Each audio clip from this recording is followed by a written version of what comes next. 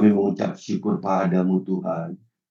Kami berterima kasih buat Engkau yang selalu mencintai kami, buat Engkau yang selalu mengasihi kami, bahkan buat Engkau yang selalu mengingini kami. Tuhan, ajari sekali lagi Tuhan, setiap pribadi yang ada di dalam ruangan Zoom ini Tuhan, untuk kami boleh mengerti hati-Mu, untuk kami boleh mengingini Engkau lebih lagi dari apapun Tuhan. Tuhan, gandeng tangan setiap kami Tuhan. Tetapkan langkah-langkah kaki kami, karena kami bisa hidup tanpa Engkau. Bapa, biar pada pagi hari ini kebenaran firman-Mu disampaikan Tuhan, dan dapat menembus hati yang haus dan lapar akan Engkau. Kiranya setiap firman yang ditabur ini dapat membawa sebuah perubahan yang signifikan dalam kehidupan jemaat-Mu. Engkau Allah yang pegang kendali Tuhan. Setiap sinyal, setiap jaringan. Tidak ada Tuhan yang boleh mengganggu jalannya ibadah ini dari awal, pertengahan hingga akhirnya. Sekiranya ada roh-roh yang bukan berasal dari Engkau yang berusaha mengganggu, mencuri perhatian, bahkan mencuri firman-Mu. Kami sepakat saat ini kami mau hadir semuanya di dalam nama Tuhan Yesus Kristus. Terima kasih Tuhan. Berkata-katalah melalui hamba-Mu yang bodoh ini Tuhan. Dan biarlah hanya perkataan yang dari Engkau yang hamba-Mu sampaikan. Di dalam nama Tuhan Yesus Kristus.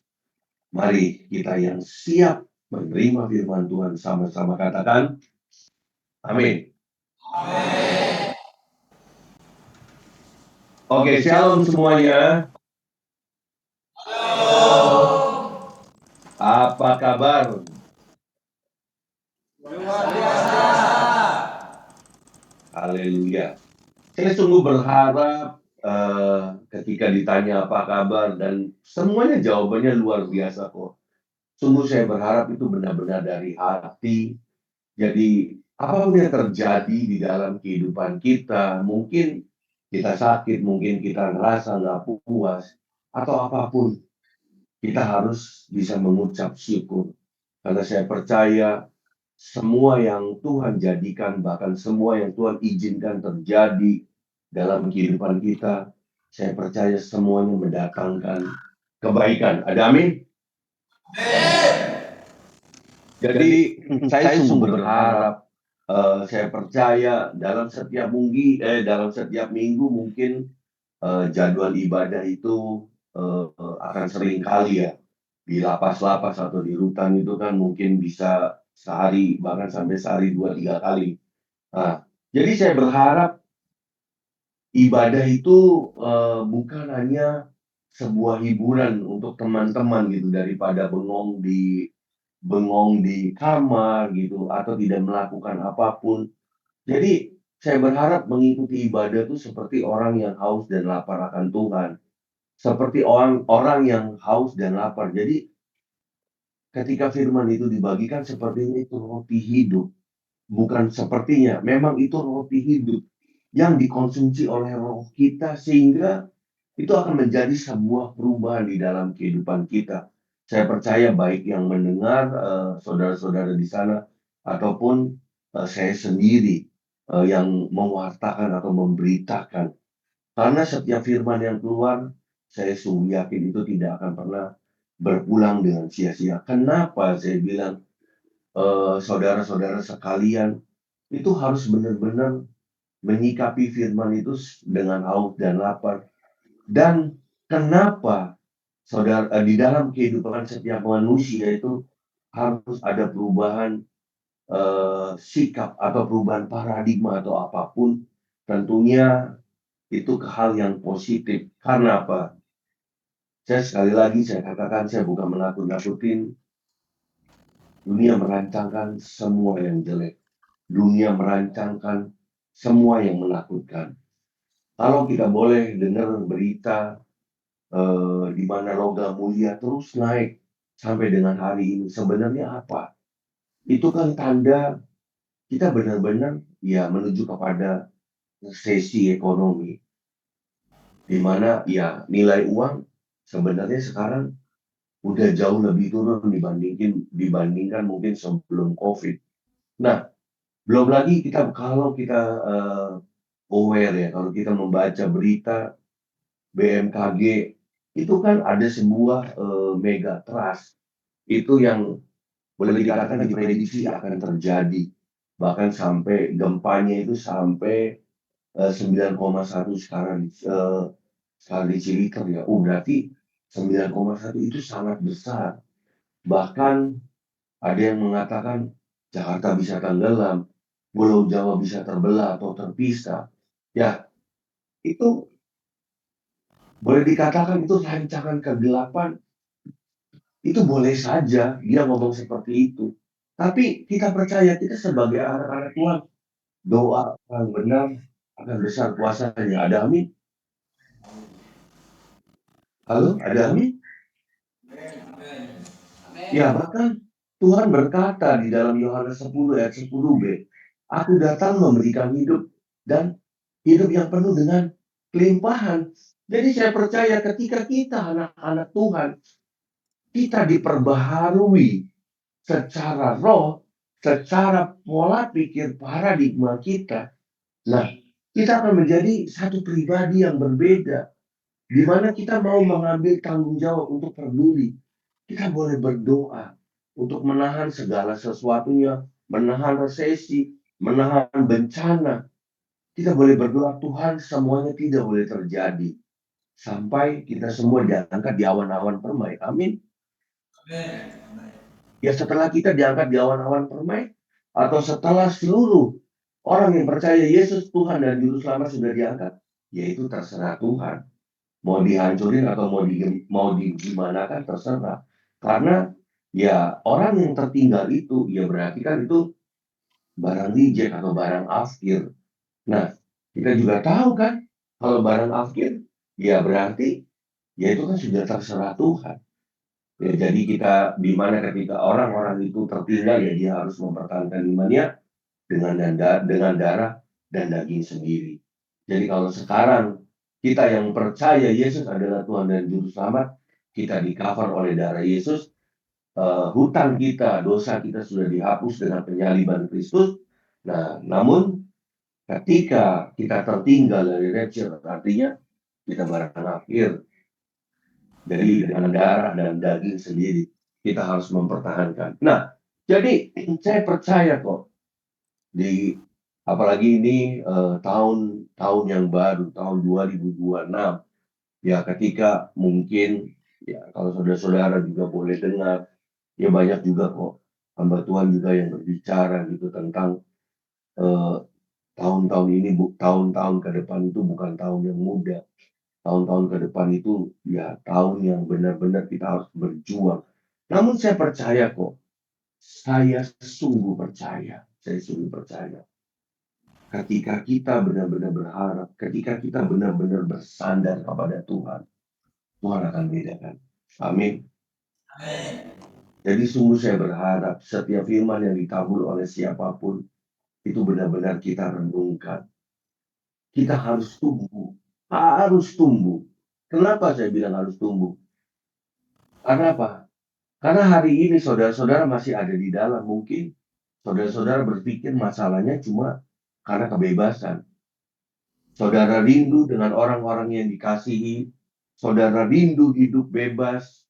eh, Tidak ada di belakang besi. Saudara mau kemanapun, bahkan ke mall, atau ke gereja, atau ke pasar, atau apapun. Mungkin itu masalah saudara. Tapi saudara, di luar sini, itu masalah lebih banyak. Di luar sini masalah lebih banyak. Yang paling gampang ketika saudara-saudara punya status suami atau istri atau kepala keluarga, pasti kan ada sebuah tuntutan untuk mencukupi, untuk menafkahi anggota keluarga, untuk menyekolahkan. Iya kan? Nah, apalagi banyak saudara-saudara mungkin akan ya berusaha untuk mencari pekerjaan atau berusaha untuk membangun bisnis ini dan itu. Nah, saya katakan, jujur saya katakan itu tidak mudah. Kita benar-benar kita butuh Tuhan kok. Kita benar-benar butuh tuntunan Tuhan. Kita mau digandeng sama Tuhan. Namun faktanya Tuhan tidak pernah berjanji jalan itu selalu rata. Jalan itu selalu mulus. Betul? Ya, selalu ada kerikil, selalu ada lembah dalam kehidupan kita. Selalu ada lubang yang terkadang membuat kita jatuh. Namun, kalau kita berjalan bersama Tuhan, kalau kita digandeng sama Tuhan, saya sangat percaya Dia adalah Immanuel, Allah yang selalu bersama dengan kita dalam situasi dan kondisi apapun, sehingga kita tidak akan pernah tergeletak. Saya percaya, saya sungguh berharap kita semua percaya akan hal itu. Ada amin. Jadi, untuk menghadapi hari-hari ke depan, saya bawakan tema khotbah hari ini, yaitu wadah. Nah, wadah itu apa sih? Wadah. Wadah itu suatu tempat untuk menyimpan, menampung sesuatu. Jadi kalau saudara-saudara mau menampung air, ya wadahnya yang kita sebut ember, ya kan? Ada kalau saudara-saudara mau menampung beras, kalau orang Jawa mungkin bilang pendaringan ya. Nah itu. Nah kalau saudara-saudara mau menampung minyak, mungkin ya drum-drum itu atau jerigen-jerigen. Nah itu wadahnya. Nah jadi kalau kita mau menampung berkat, kalau kita mau menampung anugerah, kalau kita mau menampung semua kebaikan Tuhan, jadi wadahnya apa? Wadahnya kita. Kita ini juga sebagai wadah. Nah, namun terkadang kenapa kehidupan anak-anak Tuhan itu tidak berubah? Bahkan kita selalu berdoa, Tuhan berkati perekonomian kita, berkati pekerjaan saya. Nah, namun itu doa tetaplah doa, hanyalah doa. Kita sebagai manusia, kita tidak berusaha, kebanyakan anak-anak Tuhan, kita tidak berusaha dengan sekuat tenaga, dengan gigi. Ya, jadi kebanyakan anak Tuhan juga akhir-akhir ini mabok agama. Saya bilang mabok agama. Kerjanya cuma doa, doa, doa. Ritual, ritual, ritual. Saya katakan, ritual itu tidak membawa kita selamat. Karena ritual sebuah agama itu ciptaan manusia. Karena Tuhan Yesus datang ke dunia ini tidak membawa agama. Betul? Ada nggak di Alkitab? Yesus datang ke dunia membawa agama Kristen? Nggak ada. Nggak ada kok. Justru kita harus bertuhan. Di mana kita orang yang bertuhan itu harus membangun hubungan dengan Tuhan. Nah, cuma Tuhan itu suci, Tuhan itu mulia, sedangkan kita itu bercacat bercela. Nah, makanya kita kebanyakan itu kita nggak bisa menerima full dari Tuhan. Karena apa? Wadah yang kita punya itu bolong, wadah yang kita punya itu rombeng. Kita terlalu banyak menyimpan kesakitan hati kita sama mertua, mungkin sama istri, mungkin sama teman kita. Kita mungkin banyak kecewa. Kenapa kita kecewa?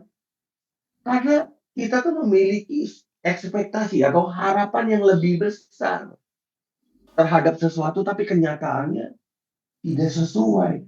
Contoh, hari-hari ini mungkin banyak orang-orang yang susah. Namun terlalu banyak juga orang-orang itu bersandar kepada orang. Minjem uang, minta ini dan itu. Akhirnya apa?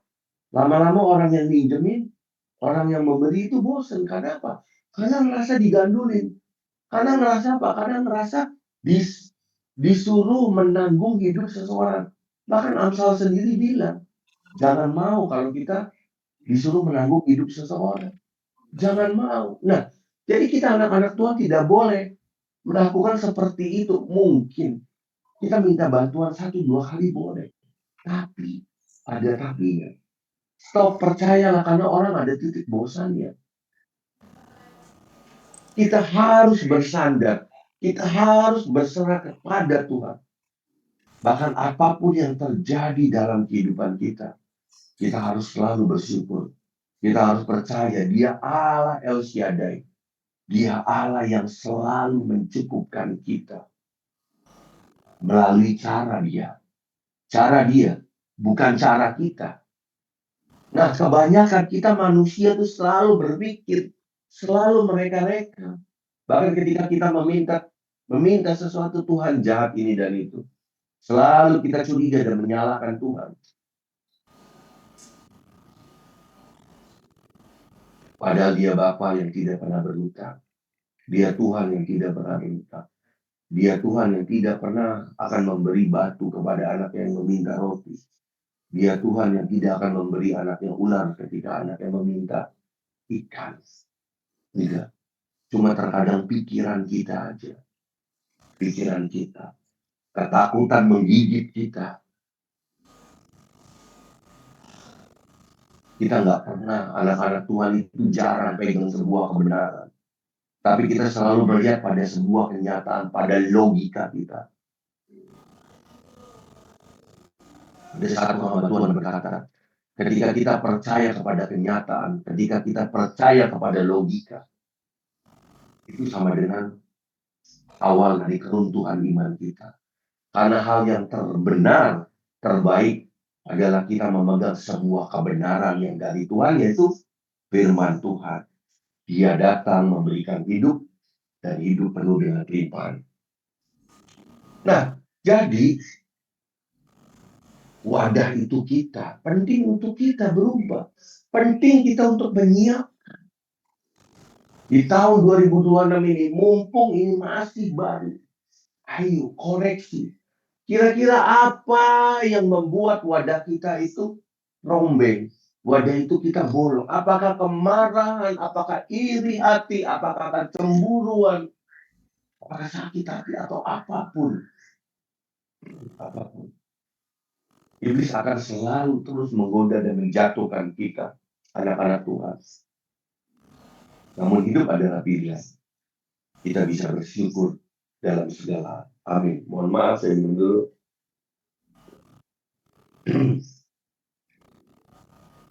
Kita sama-sama baca di Yeremia 18 ayat 6. Ada yang bawa Alkitab? Silakan baca. Satu orang. Yeremia 18 ayat 6.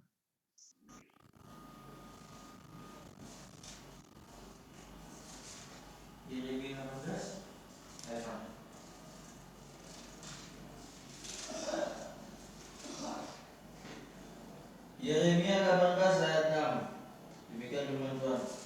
Masakan aku tidak dapat bertindak kepada kamu seperti tukang periuk ini, hai kaum Israel? Demikianlah firman Tuhan.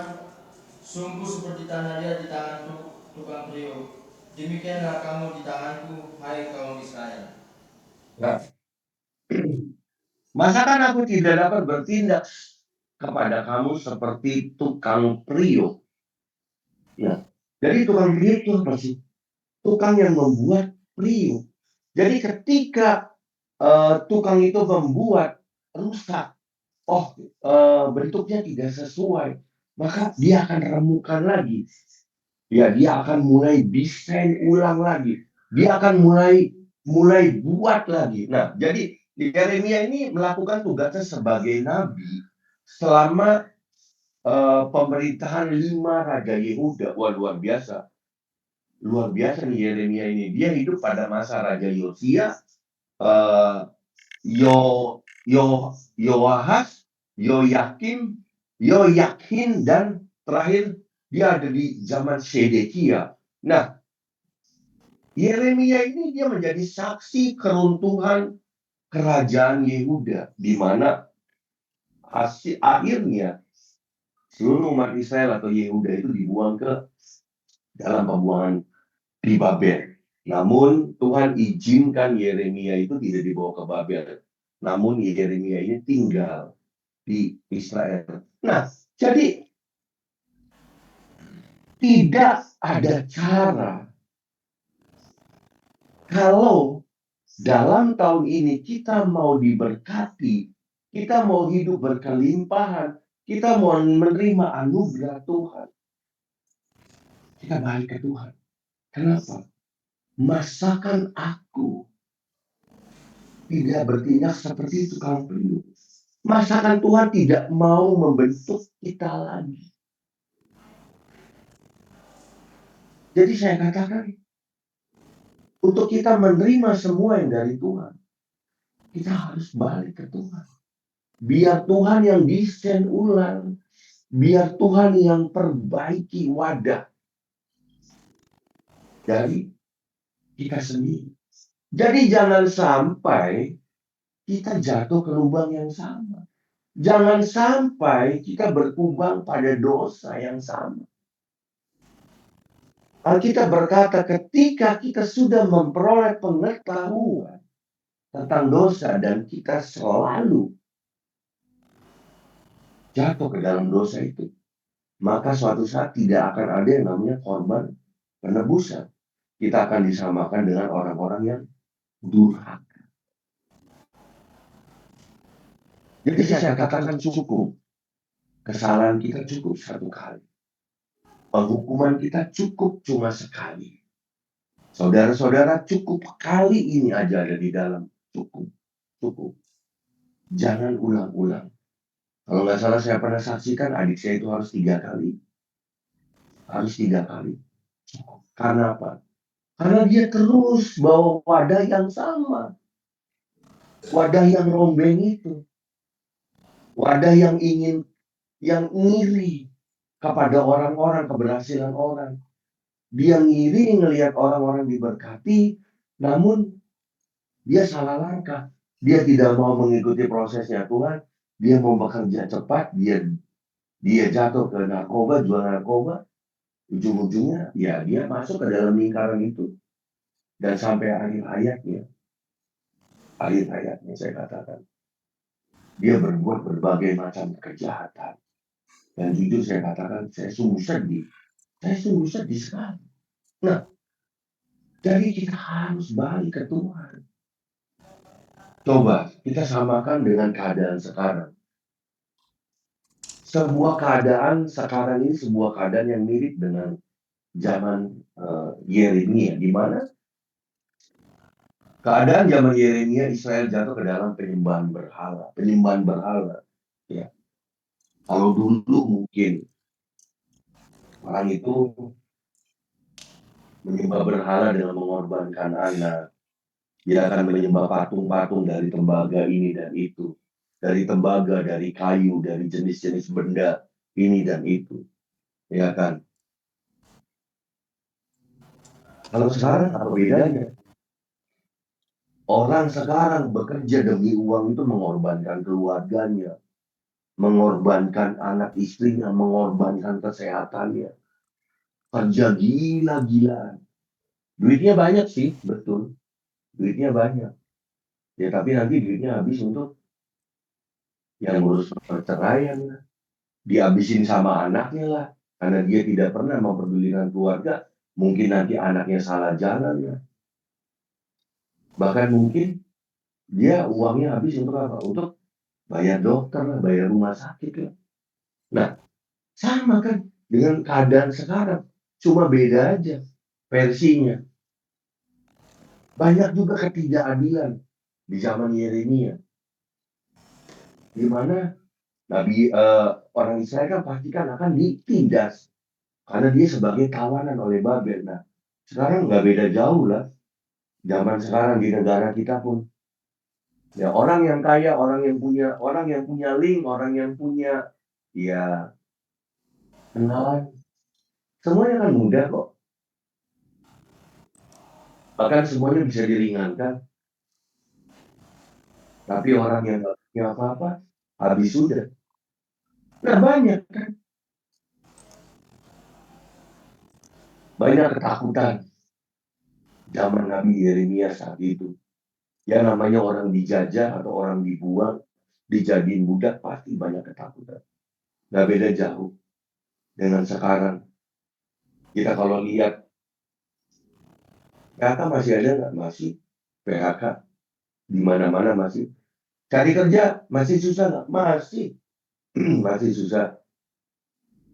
Berapa juta Indonesia mencetak sarjana semua jurusan di dalam setiap tahunnya. Berapa banyak lapangan pekerjaan.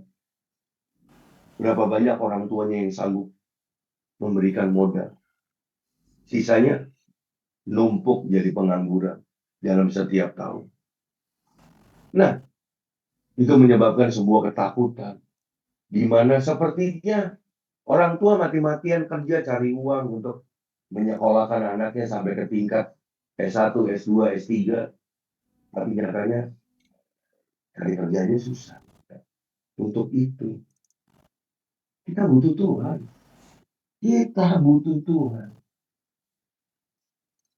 Dalam situasi dan kondisi apapun, kita butuh Tuhan. Jadi kalau sampai hari ini, mungkin kita belum diberkati. Saya percaya itu cara yang terbaik untuk kita tetap setia sama Tuhan. Karena apa? Karena kalau jadi orang kaya, terkadang nggak napak bumi. Dia akan berubah kok. Dia akan berubah. Bahkan yang lebih ekstrim, dia akan merasa semua yang dia dapatkan itu hasil kerja dia sendiri. Padahal semua berkat itu dari Tuhan. Ada amin. Nah, jadi berbicara tentang wadah,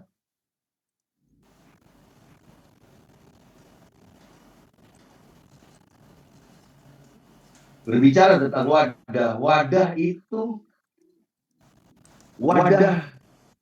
berbicara tentang kekuatan iman. Wadah berbicara tentang kekuatan iman. Mari sama-sama kita deklarasikan. 1, 2, 3.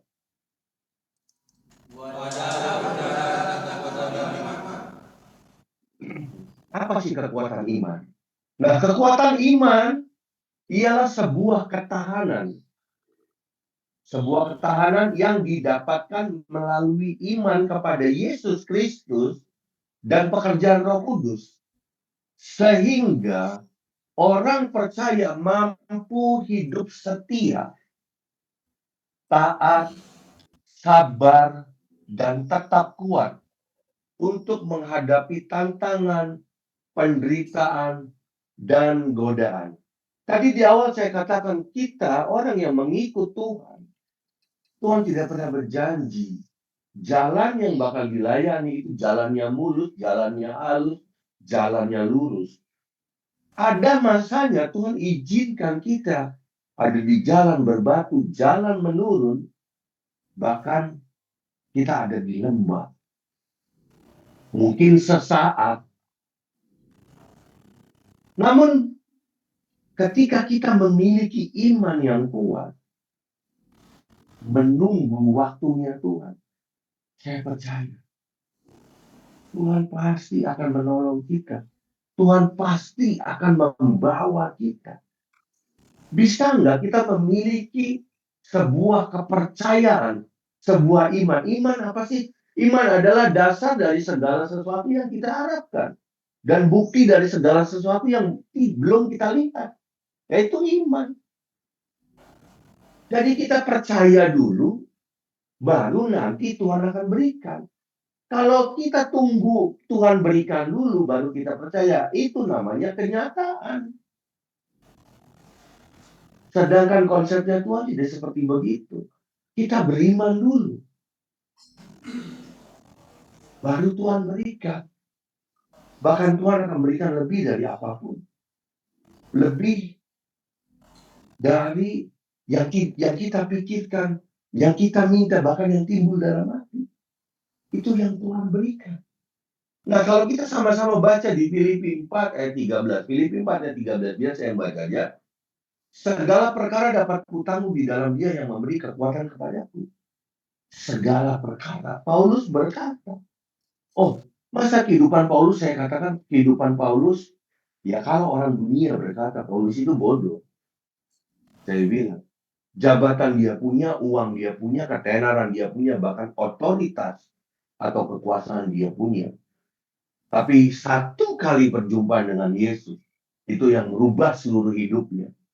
Bahkan dia dipukulin, didera, dia dipenjara, dia terombang-ambing karena kapalnya karam, dia digigit ular. Tapi Tuhan bela. Nah, bisakah kita percaya? Bisakah kita berkata seperti Paulus? Segala perkara dapat kutanggung di dalam Dia yang memberikan kekuatan kepadaku. Jadi kalau kita nggak bersandar sama Tuhan, kalau kita nggak percaya sama Tuhan, susah. Kita jalanin hidup yang sulit ini, jujur saya katakan susah. Susah. Susah. Nah, kejadian kedua, baca di kasus kedua di 1 Samuel 30 ayat 6. 1 Samuel 30 ayat 6. Dan Daud sangat terjepit karena rakyat mengatakan hendak melempari dia dengan batu. Seluruh rakyat yang telah pedih hati masing-masing karena anak laki-laki dan perempuan, tetapi Daud menguatkan kepercayaan kepada Tuhan Allahnya. Jadi cerita ini di mana ada peperangan di Ziklag, di mana Daud dan pengikutnya mengejar orang Amalek. Anggaplah ke timur. Daud dan pengikutnya itu mengejar orang Amalek ke timur. Tapi Daud kena tipu nih. Ada dari bagian barat orang Amalek masuk ke Ziklag, di mana di situ tempat Daud dan para pengikutnya. Ziklag itu. Nah, di situ seluruh wanita, seluruh anak, seluruh harta, kekayaan, hewan, apa semua dibawa orang-orang Amalek. Namun lucunya, pengikut-pengikut Daud bukannya berpikir duduk bersama-sama cari jalan keluar, tapi menyalahkan Daud. Bahkan dia mau membunuh Daud, mau melempari dengan batu. Nah, tapi ketika Daud menguatkan kepercayaan kepada Tuhan, kalau kita baca akhir dari perikop ini, Daud itu berhasil bawa balik semuanya. Tidak ada satupun yang hilang. Caranya gimana dia? Menguatkan kepercayaan kepada Tuhan. Saya percaya di depan sana mungkin banyak kesulitan, mungkin banyak rintangan. Tapi sekali lagi saudara-saudara, saya katakan, ayo kuatkan diri. Menguatkan diri kepada Tuhan. Percaya kepada Tuhan. Beriman kepada Tuhan. Gampang nggak Pak? Jujur saya katakan nggak mudah. Sama. Saya pun manusia. Saya terus untuk itu apa? Ya carilah lingkungan. Anak-anak Tuhan, carilah lingkungan yang optimis. Karena apa? Lingkungan itu akan mempengaruhi pergaulan. Alkitab berkata pergaulan itu akan mempengaruhi. Bahkan lebih dari 60% pergaulan itu. Kalau kita bergaul dengan orang yang optimis, maka akan timbul optimisme di dalam hati kita. Tapi kalau kita bergaul dengan pecundang, ya kita akan jadi pecundang.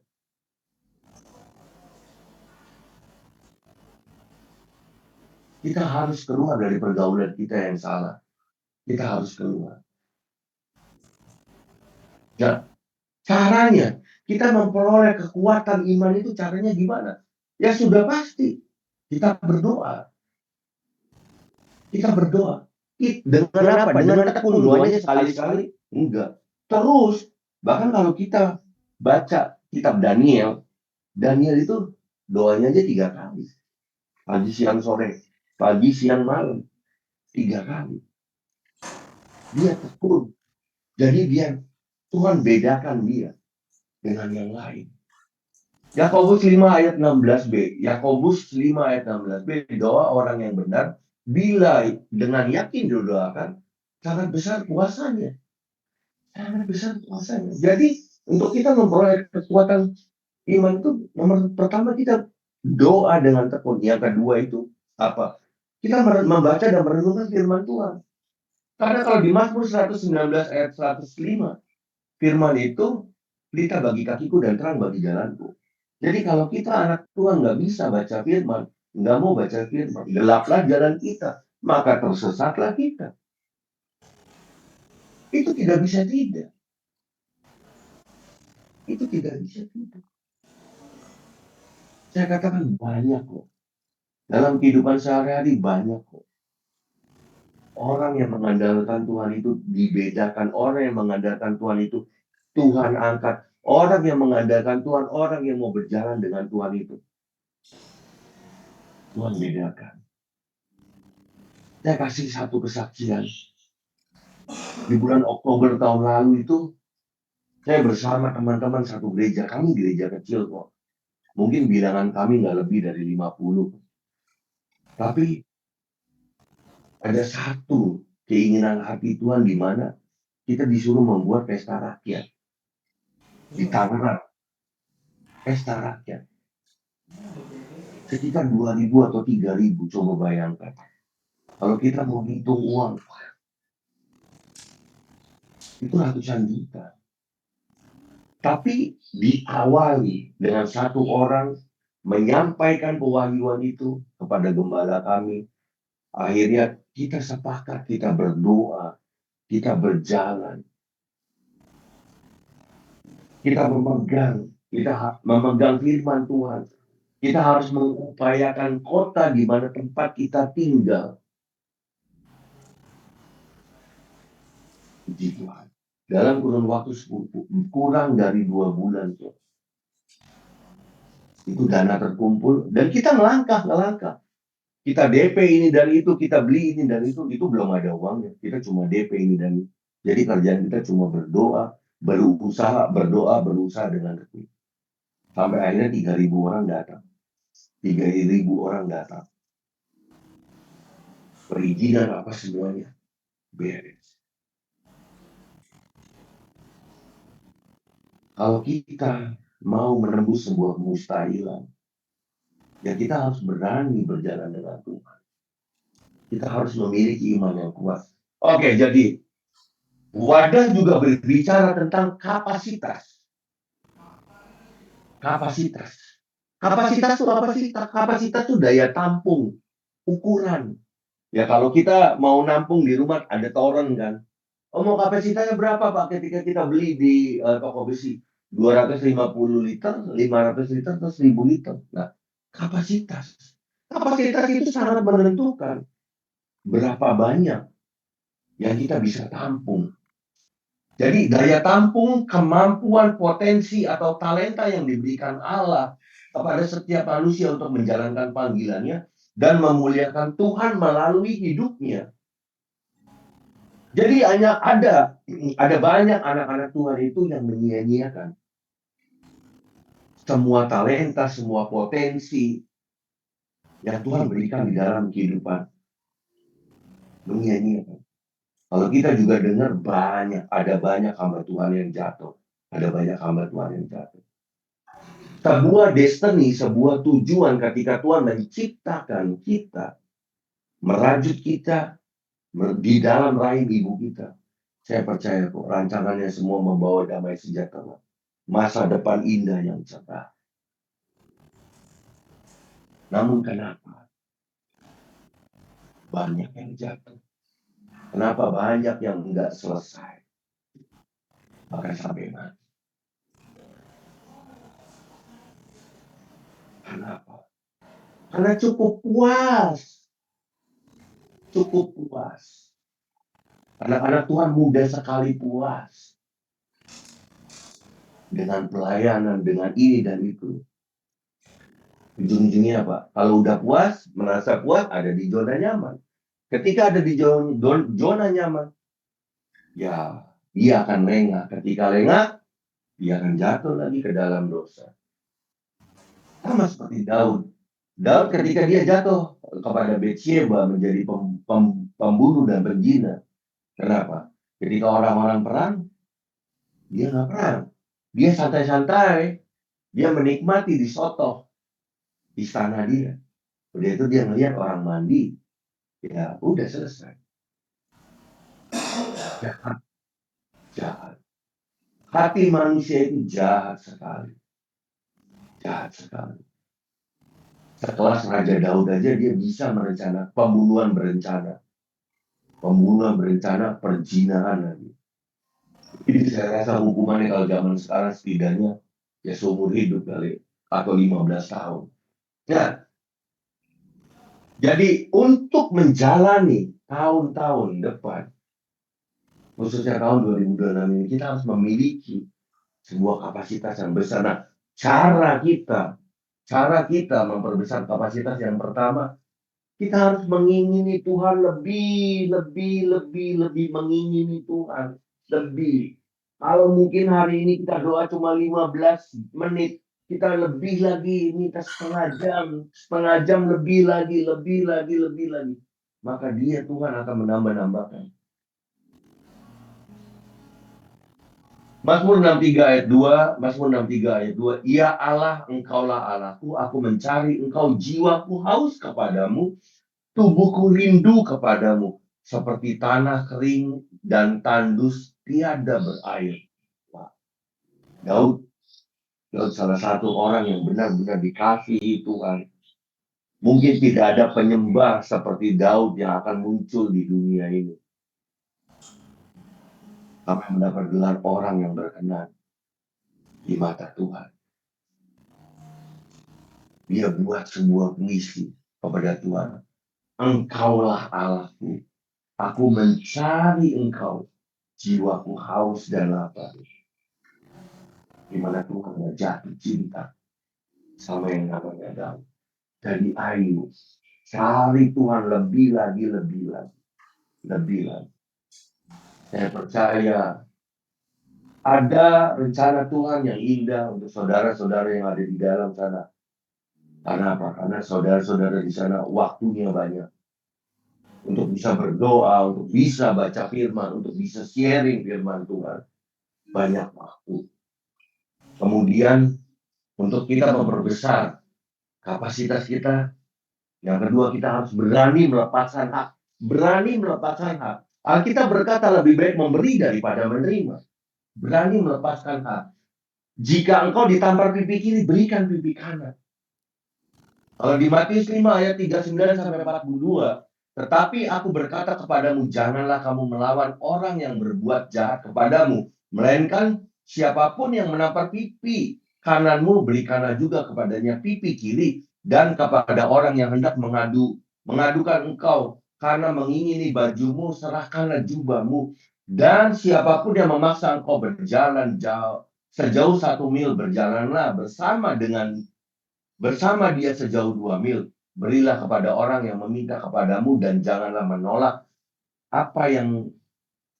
mau menolak orang yang mau meminjam daripadamu. Kalau kapasitas kita mau besar, kita mesti berani melepaskan hak kita. Bukan sedikit-sedikit, ini punyaku. Karena ketika kita memberi, dia Allah yang tidak pernah berhutang. Maka dia akan memberi lebih. Ada amin?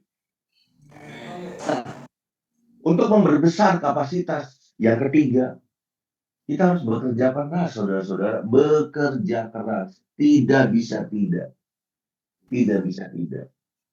Bahkan Amsal juga berkata kan, kalau malas, kalau tidak mau bekerja, jangan makan. Bahkan kita disuruh belajar sama semut. Itu Amsal berkata. Jadi anak-anak Tuhan, jangan cuma berdoa, Ya, mabuk agama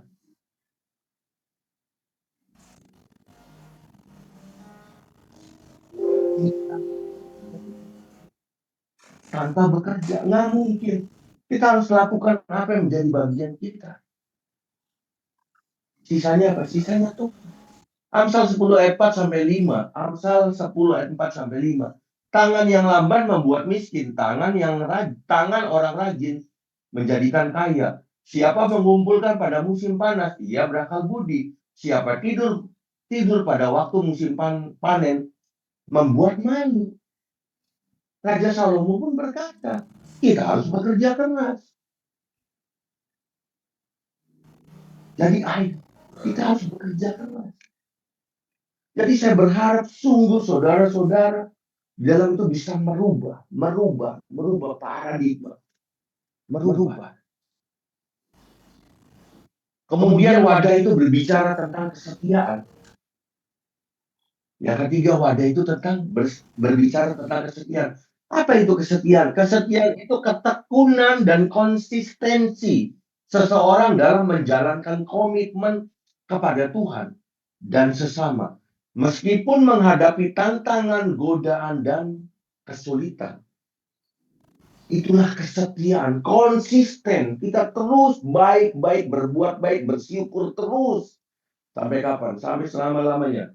Sampai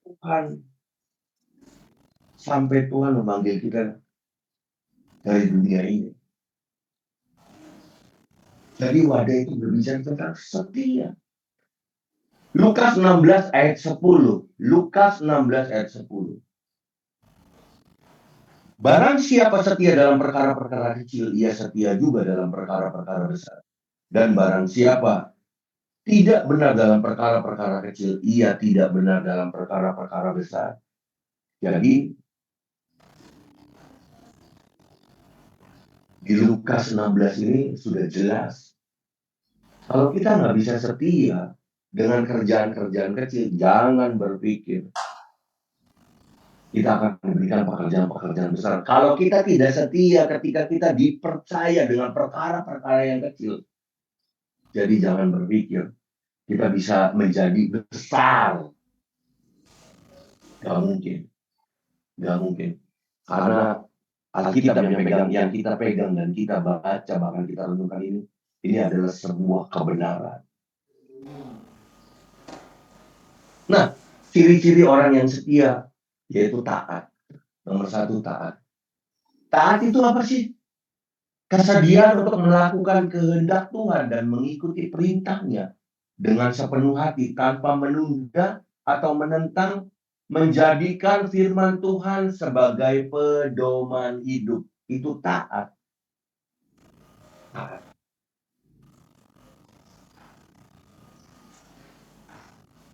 Yang kedua, konsisten. Apa itu konsisten? Konsisten itu tetap teguh dan tidak berubah-ubah dalam iman, sikap, dan tindakan sesuai atau ajaran Tuhan. Sesuai prinsip atau ajaran Tuhan. Meskipun menghadapi tantangan, godaan, atau tekanan dari lingkungan. Jadi saya katakan, untuk kita boleh meraih berkat, untuk kita boleh mendapatkan anugerah, untuk kita boleh menerima kasih setia Tuhan. Di dalam tahun ini, yang dunia katakan bukan tahun yang baik. Bahkan ke depan, bahkan kalau kita dengar khotbahnya evangelis Daud Tony, itu baru di tahun 2033 atau 2032 itu Indonesia baru akan mengalami pemulihan ekonomi itu. Tapi kita percaya di setiap musim kehidupan kita, kita akan diberkati Tuhan. Amin. Untuk itu, siapkan wadah kita. Wadah berbicara tentang kekuatan iman, wadah berbicara tentang kapasitas iman, wadah berbicara tentang sebuah kesetiaan. Jadi, saya katakan, Tuhan pada awalnya telah memberikan wadah kepada kita. berupa kekuatan, kapasitas, dan kesetiaan. Tapi karena Adam dan Hawa jatuh ke dalam dosa, makanya wadah itu menjadi rombeng, menjadi koyak. Sampai jatuh ke kita pun wadah itu koyak. Jadi untuk itu kita balik ke Tuhan. Nah, untuk menghadapi segala tantangan, baik di tahun ini atau tahun-tahun ke depan, mari saya ajak semua saudara-saudara, atau saya pun sedang menyemangati diri saya sendiri untuk kita meningkatkan iman kita, memperbesar kapasitas rohani kita, dan tetap setia dalam hal-hal kecil maupun besar, sehingga setiap berkat Tuhan dapat kita terima dan nikmati sepenuhnya. Percayalah, dengan taat, konsisten, dan setia kepada Tuhan, kita akan melewati setiap ujian dan masuk ke dalam masa limpahan dan kebaikan di mana janji-janji Tuhan itu dicurahkan dalam kehidupan kita. Amin. Tuhan Yesus memberkati. Mari jemaat, angkat kedua tanganmu dan terimalah berkat dari Tuhan. Kiranya tangan Bapa sendiri yang menggandeng setiap kita untuk masuk ke dalam lingkaran kasih anugerah. Dan biarlah cinta daripada Tuhan kita Yesus Kristus itu tercurah di dalam kehidupan kita, sehingga meradiasi, menghabisi, menghilangkan semua yang jahat, semua yang tidak berkenan di dalam kehidupan kita. Dan kiranya pembelaan, perjalanan dari Allah Roh Kudus itu benar-benar nyata di dalam kehidupan setiap pribadi yang ada di ruangan ini. Kiranya Tuhan memberkati kesehatanmu, memberkati keluargamu, memberkati anak-anakmu, memberkati usaha pekerjaanmu. Dan Tuhan memberkati dengan berkat jasmani, berkat rohani yang melimpah-limpah dari surga. Mulai hari ini sampai Tuhan menjemput kita di awan-awan permai, sampai Maranatha Tuhan datang kedua kalinya. Mari saudara-saudara yang telah menerima berkat Tuhan, mari kita sama-sama ucapkan amin.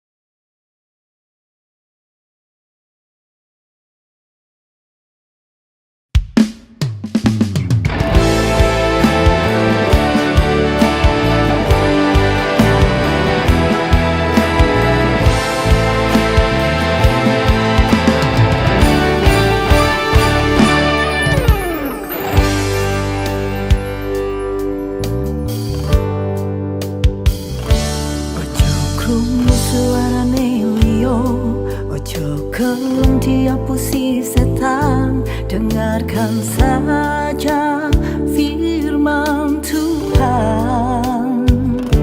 Ojo krungu suarane liyo, ojo gelem diapusi setan. Dengarkan saja